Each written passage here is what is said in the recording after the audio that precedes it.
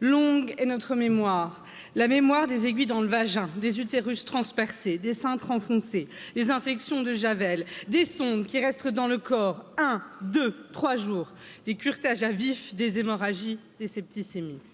La mémoire des femmes qu'on a traînées devant les tribunaux, les sans argent, les sans relation, les plus vulnérables.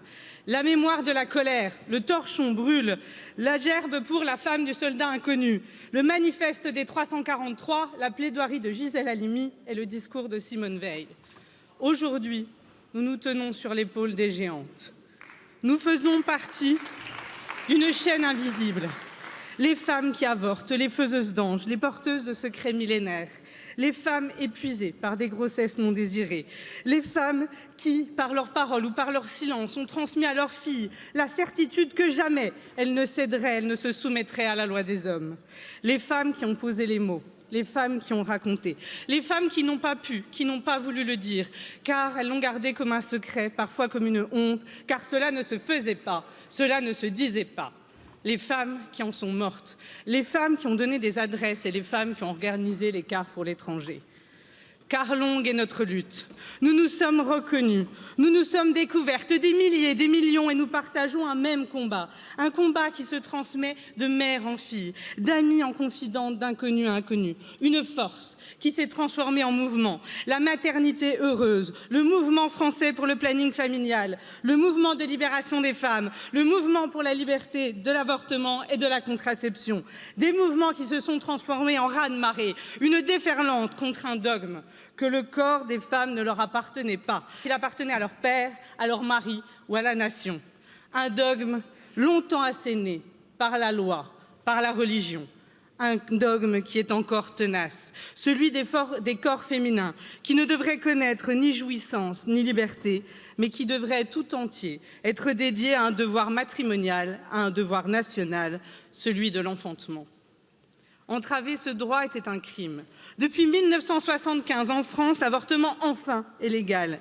Mais il n'existait pas, jusqu'au vote qui nous réunit aujourd'hui, de protection de la liberté de l'interruption volontaire de grossesse par le juge constitutionnel. Ce que la loi a pu faire, la loi pouvait le défaire. En 1972, lorsque s'ouvre le procès de Bobigny, nous sommes dans la Ve République, nous avons la même constitution qu'aujourd'hui, et les femmes qui avortent et toutes ceux et toutes celles qui leur viennent en aide sont traités comme des criminels. Alors oui, nous, parlementaires ici réunis, nous reconnaissons l'interruption volontaire de grossesse comme une liberté fondamentale, de la même importance que l'ensemble des droits et des libertés garantis par notre Constitution. Nous réaffirmons le rôle du Parlement afin d'établir les conditions d'exercice de l'IVG et de les garantir. Car pour qu'une liberté s'exerce, elle doit être concrètement possible. Et cela reste encore trop difficile, car les temps d'attente sont trop longs, les praticiens trop peu nombreux, l'éducation à la vie affective et sexuelle encore balbutiante. Oui, le travail parlementaire doit continuer. Oui, le combat féministe n'est pas terminé, mais aujourd'hui savourons cette loi qui marque un nouveau jalon dans l'histoire de France, une nouvelle conquête dans la lutte des femmes, une conquête pour laquelle je tiens à remercier les militantes féministes qui ont marché, qui ont fait signer des pétitions, qui ont tenu des stands dans toute la France pour dire « nous devons faire entrer l'IVG dans la Constitution ». Cette constitutionnalisation de l'IVG, c'est votre victoire.